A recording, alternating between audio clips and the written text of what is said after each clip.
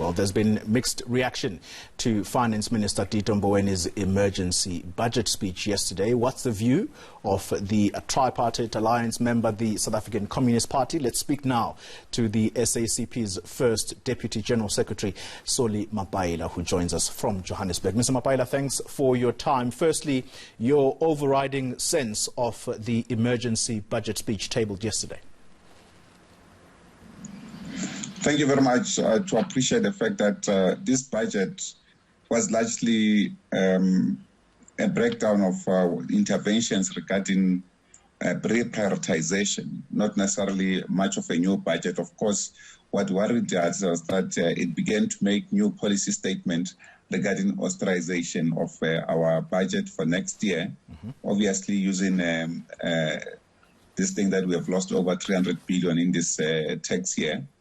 But we think it's quite problematic that we take such a stance in a budget framework, particularly given the conditions that we are in. We needed much more a progressive budget that is expansionary, that will be able to inject new life into the economy and create jobs and assist us to go through COVID-19 problems. But at the same time, it actually looks into the failed interventions that were attempted by the previous budget regarding the network economies, which actually refers to energy, water, telecommunication, roads, transport services, which it seeks to privatize. You can't have a situation where the private sector economy is in a crisis and is requiring government bailouts worldwide, and you then seek to say you will force it to have some role when actually you could roll out a massive government infrastructure program. The prioritization on government infrastructure program is too low at 100 billion over a period of time. We need much more. We would have preferred a much more serious stimulus package interventions, as well as the progressive role of the Reserve Bank in buying certain section of government debts and government bonds. So we think that this budget missed the target. On the SOEs, what's the SACP's stance there? Well, we still believe that the SOEs, and currently the world is seeking to rebuild the state's capacity or public economic capacity. And at the moment, that's what we thought we'd see some good intervention. Instead, it's just a regurgitation of a neoliberal model against SOEs as if they failed worldwide, when actually some of the most competent companies in the world, including in the top 100 companies, are SOEs, and they're doing well. The issue is just to get proper management structures, ensure that there's good governance, and they're able to give you good results. And also, in the context of South Africa, we are running SOEs as if they're private companies when actually they're development entities. So we measure the SOEs on the basis of how much profit they made instead of how much developmental impact they've made in their interventions. And that's why they will continue to fail, because they're struggling between the two models.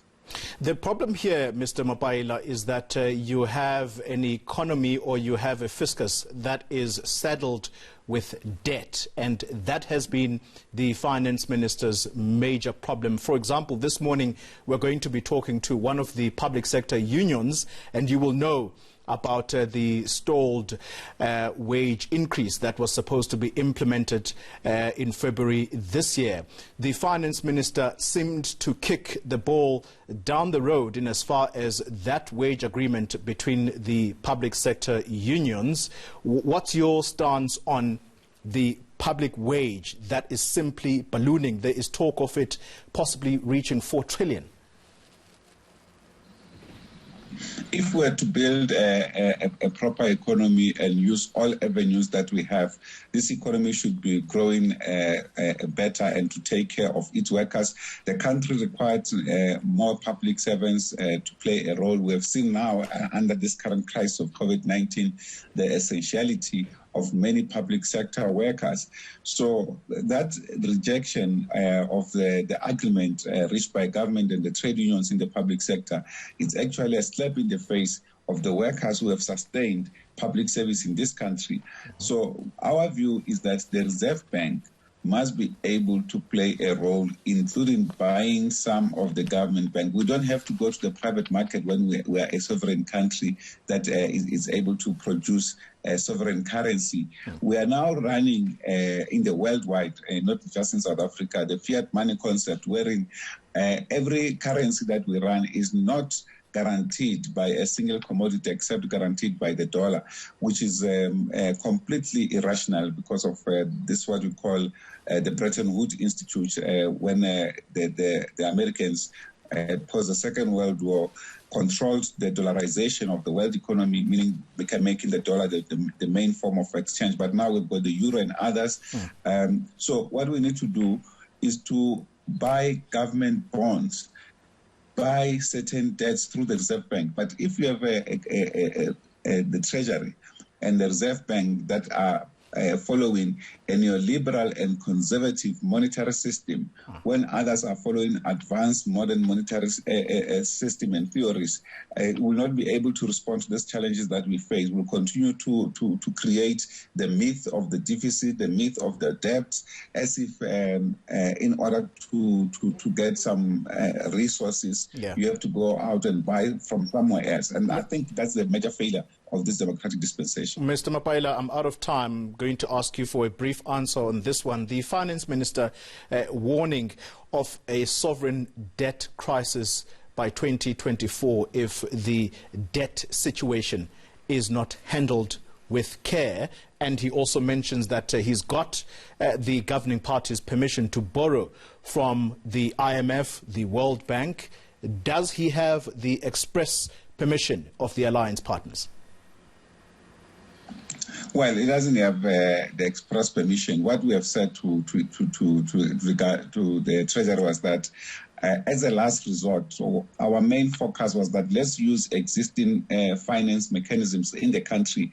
We've got pensions and retirement funds in the region of 12 trillion in this country. Just a fraction of that will give you more than what they are going to borrow in the IMF and the World Bank. What he has simply done is just to open the way so that it can be on record that we have borrowed as a country from the IMF and the World Bank. They must just stop that obsession. We don't have to go to the IMF when we also have our own Reserve Bank here, that we can actually borrow or buy government bonds in other ways is another form of borrowing from your own Reserve Bank. We actually get money from the Reserve Bank to the commercial banks, and then we borrow from the commercial banks. That is quite irrational. Xoli, Mapaila, thank you very much for your time.